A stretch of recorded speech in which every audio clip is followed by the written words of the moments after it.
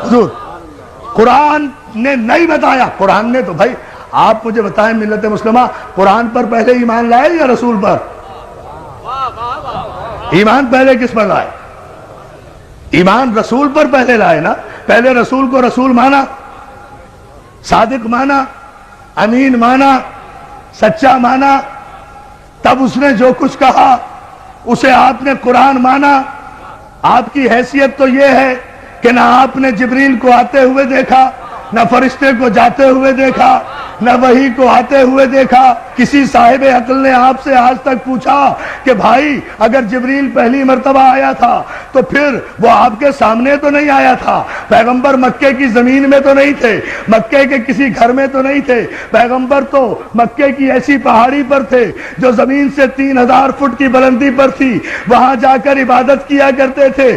آپ ہی نے لکھا ہے، آپ ہی نے تو لکھا ہے کہ مکے کی ایک پہاڑی پر جا کر پیغمبر عبادت کیا کرتے تھے. اس پہاڑی کو ہم دیکھ کر آئے ہیں. 3000 فٹ کی بلندی پر وہ غار ہے جہاں میرا رسول جا کر عبادت کیا کرتا تھا. بھئی عبادت کہاں کیا کرتے تھے؟ جب 40 برس کے بعد نبی بنے تو عبادت کس کی کرتے تھے؟ توجہ توجہ توجہ. یا علی یا علی صلوات دے دینا محمد آل محمد کا. ذرا دیکھیں نا ذات تو بھائی کس کی عبادت کیا کرتے تھے، کیا پڑھا کرتے تھے؟ اور اگر خود کچھ اور پڑھتے تھے، ہم سے کہا الحمدللہ رب العالمین پڑھو. اللہ جانے یہ جملہ آپ غور فرمائیں گے یا نہیں. خود کچھ اور پڑھا کرتے تھے نماز میں اور سارے مسلمانوں سے کہا کہ الحمدللہ رب العالمین کے بغیر کسی کی نماز ہی نہیں ہوتی. تو کیا رسول کے قانون بدلتے رہتے ہیں؟ آپ کو پتا کیسے چلا؟ یہ عبادت جو پیغمبر کیا کرتے تھے، کئی رات عبادت میں مصروف رہا کرتے تھے. آپ نے خود لکھا ساری رات عبادت کیا کرتے تھے. ایسے ہی میں فرشتہ، پورے مجمع کی توجہ ماشاءاللہ، ایسے میں فرشتہ آیا تو اور کوئی تیسرا تو نہیں تھا. جب پیغمبر عبادت کرتے تھے، بھئی جتنے بھی مسلمان ہوئے ہم سب کا احترام کرتے تھے، کرتے ہیں، کرتے رہیں گے. جتنے بھی مسلمان ہوئے ظاہر ہے بڑی منزلت ہے ان عظیم المرتبہ انسانوں کی جو کافر سے مسلمان ہو گئے، ہم تسلیم کرتے ہیں. لیکن جتنے بھی کافر مسلمان ہوئے ہیں عزیزان محترم، وہ بقول آپ کے اعلان رسالت کے بعد مسلمان ہوئے ہیں نا. اعلان رسالت سے پہلے تو کوئی مسلمان نہیں تھا. جب مسلمان نہیں تھا تو کوئی راوی بھی نہیں تھا، کوئی روایت بھی نہیں تھی، کوئی حدیث بھی نہیں تھی، کوئی محدث بھی نہیں تھا. غار میں کوئی موقع کا گواہ بھی نہیں تھا. یا جبریل تھا یا رسول تھا یا پہلی آیت تھی. اب آپ نے لکھ دیا کہ یوں فرشتہ آیا، یوں اقرا کہا، یوں رسول نے کہا، میں نہیں جانتا، یوں جبریل نے بھیجا، یوں دبایا، یوں رسول کو پسینہ آیا. توجہ توجہ توجہ. حیدری وہاں تو یا جبریل تھا یا رسول، تیسرا کوئی ہے نہیں. تو یہ سارا واقعہ راوی کو کس نے بتایا؟ جبریل نے. یہی تو فرق ہے امتی میں اور رسول میں کہ بشر پر اگر فرشتہ نازل ہو جائے تو سانس بھی نہیں لینے دیتا. توجہ توجہ توجہ توجہ. درس دیکھے نا، زمین پر آنے کی مہلت بھی نہیں دیتا. توجہ ہے نا عزیزان محترم؟ زمین پر ہو تو آسمان پہ جانے کی نوبت نہیں دیتا، آسمان میں ہو تو زمین پر آنے کی نوبت نہیں دیتا. اور میرا رسول وہ ہے کہ جس پر 23 برس میں 23,000 مرتبہ فرشتہ نازل ہوا. سلام کرو ثبات قلب معصوم کو کہ جس کے قلب میں نہ جنبش ہوئی، نہ لغزش ہوئی، نہ حرکت ہوئی. اس لیے کہ فرشتہ جو ہے وہ بھی تو معصوم ہے نا. کہ اس وقت غار میں کوئی نہیں تھا رسول کے علاوہ اور جبریل کے علاوہ، اور پیغمبر غار سے پورے مجمع کی توجہ، پیغمبر غار سے اترنے کے بعد نہ کسی محلے میں گئے، نہ کسی دوست کے پاس گئے، نہ کسی بت پرست کے پاس گئے، نہ کسی کافر کے پاس گئے، نہ کسی مشرک کے پاس گئے۔ پیغمبر سیدھے، آپ نے لکھا ہر سیرت کی کتاب میں، ابن ہشام سے لے کر شبلی نعمانی تک ہر ایک کی کتاب اٹھا کر دیکھیں، سب نے لکھا کہ پیغمبر سیدھے جناب خدیجہ الکبریٰ کے پاس گئے ہیں، فاطمہ کی ماں کے پاس گئے ہیں، سارا واقعہ انہیں بتایا ہے کہ پہلی آیت کی شان نزول کیا تھی۔ تو میں یہ نہیں دیکھوں گا کہ راوی کیا کہہ رہا ہے، اس سے احترام رسول مجروح ہوتا ہے۔ مجھے تو یہ بتاؤ کہ خدیجہ الکبریٰ نے کیا کہا، جو ہے بھائی، جو واقعہ بھی ہوا ہے پہلی وحی کے موقع پر، اس کا گواہ کوئی نہیں، لیکن جناب خدیجہ الکبریٰ وہ ام المومنین بی بی ہے کہ ساری کائنات کی خواتین میں جنہیں یہ شرف حاصل ہے کہ جنہوں نے سب سے پہلے لب رسالت کو وحی کے مطابق جنبش کرتے ہوئے دیکھا اور اس کی تصدیق کی۔ ہائے ہائے ہائے، جناب خدیجہ الکبریٰ وہ خاتون ہیں کہ جنہوں نے اس وقت تصدیق رسالت کی جب کوئی تصدیق کرنے والا نہیں تھا۔ تو اس پہلی آیت کی راویہ یا تو خدیجہ الکبریٰ ہوں گی، یا ابو طالب ہوں گے، یا جبریل، یا رسول۔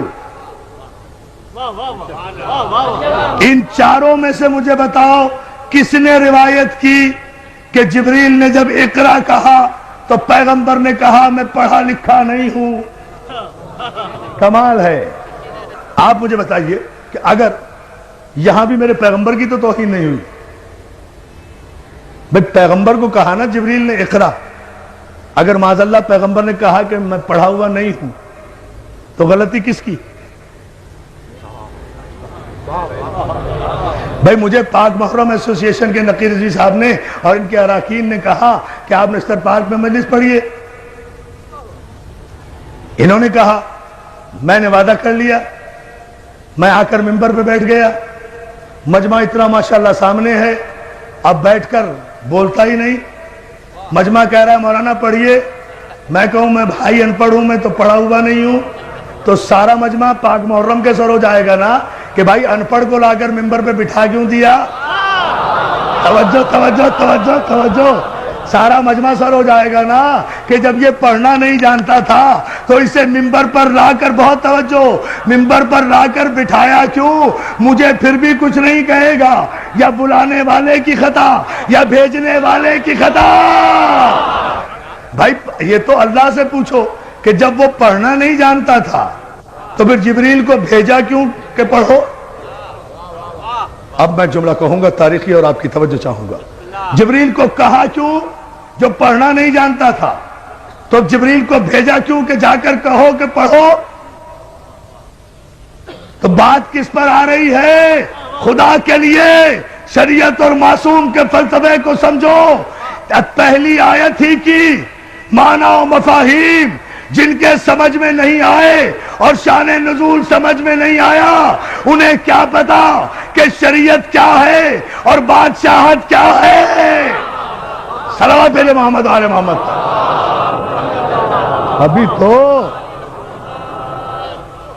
ابھی تو خیر سے پہلی آیت بھی سمجھ میں نہیں آئی، سارا قرآن کہاں سے سمجھ میں لائے گا؟ اس لیے کہ پہلی آیت ہی ابھی سمجھ میں نہیں آ رہی کہ یہ کس طرح نازل ہوئی تھی، اور مجبوری بھی ہے، پیدائشی مجبوری، اس میں کوئی قصور بھی نہیں ہے، ان کا بھی کوئی قصور نہیں، ہم تو بڑے ادب کے ساتھ کہہ رہے ہیں، اس میں کوئی قصور بھی نہیں، بات صرف اتنی ہے، مسئلہ صرف اتنا سا ہے، سمجھ لیجئے، بات واضح ہو جائے گی۔ بات میرے عزیز دوستو صرف اتنی سی ہے کہ اللہ جن معصومین اور معصوم انبیاء کی پرورش کرنے والوں کو منتخب کر لیتا ہے نا، ان کے نقش قدم کو بھی شریعت بنا دیتا ہے۔ ان کے نقش قدم کو بھی شریعت بنا دیتا ہے. مجھے بتائیے نا، کعبے میں جتنی شریعت جاری ہے نقش قدم ہے نا معصوم کا؟ یہی گفتگو چھوڑی تھی نا. کعبے میں جتنی شریعت جاری ہے، یہ سارے جتنے ارکان حج آپ کر رہے ہیں، یہ جتنی صحیح کر رہے ہیں، یہ صفا و مروہ کے درمیان جا رہے ہیں، یہ 3 شیطانوں کو پتھر مار رہے ہیں. اگر بغیر سوچے سمجھے مار رہے ہیں تو یہ پتھر آپ ہی پہ پڑ رہے ہیں. توجہ توجہ توجہ توجہ توجہ، صلوات بھیجیں بآواز بلند.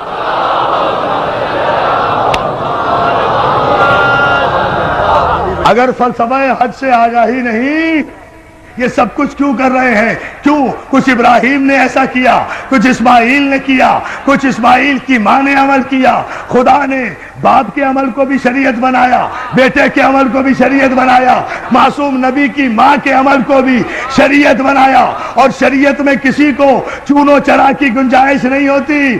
شریعت کی اپنی مرضی، معصوم کی اپنی مرضی. کعبے میں جاتے ہو، حجر اسود کو چومتے ہو نا، پتھر وہ بھی ہے، پتھر وہ بھی تھے جو کعبے میں رکھے ہوئے تھے. اگر ان پتھروں کو پوجا تو کافر ہو جاؤ گے، اسے نہ چوما تو کافر ہو جاؤ گے.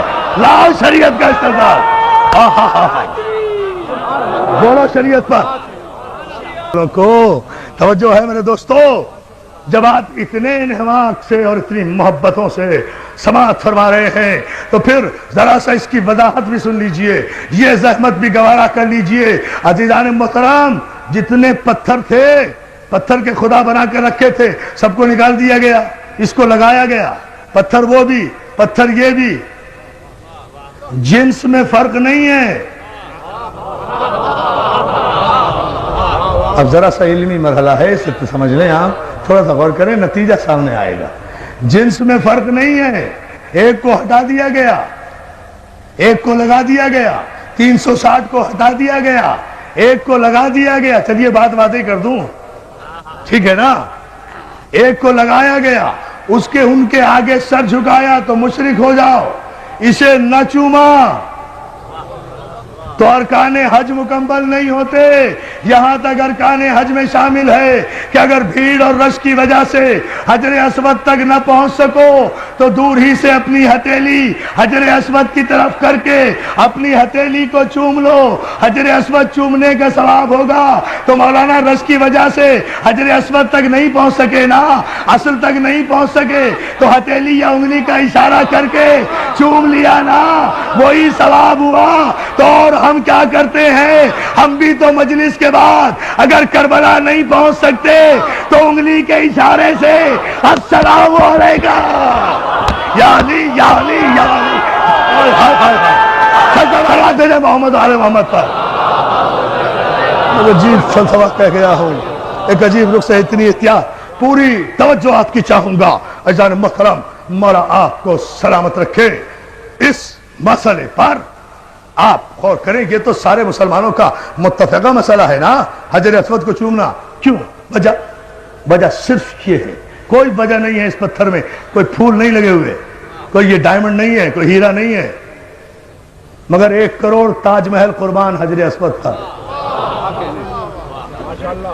1 کروڑ تاج محل اور شیشے اور سونے کی عمارتیں قربان، ہیروں اور جواہرات کی کانیں قربان حجر اسود پر. کیوں؟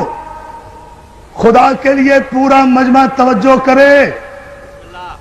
اس لیے کہ میں اپنی تقریر پر اب توجہ نہیں دلوا رہا، میں قیامت کے شعر پر آپ کو متوجہ کر رہا ہوں جو بر وقت مولا کی مدد سے مجھے یاد آیا. عزیزان محترم، کوئی وجہ نہیں ہے، وجہ صرف یہ ہے. اب سمجھ لیں آپ، شریعت بھی سمجھ میں آ جائے گی، معصوم بھی سمجھ میں آ جائے گا. علی نے توڑ کر بت، کوئی دلیل نہیں ملتی یہ شریعت میں شامل کیسے ہو گیا. علی نے توڑ کر بت حجر اسود کو دیا بوسا. ٹھہرو بیٹا، ٹھہرو نہیں. علی نے توڑ کر بت حجر اسود کو دیا بوسا. کہیں بگڑی، کہیں پر بن گئی تقدیر پتھر کی. یا علی یا علی یا علی.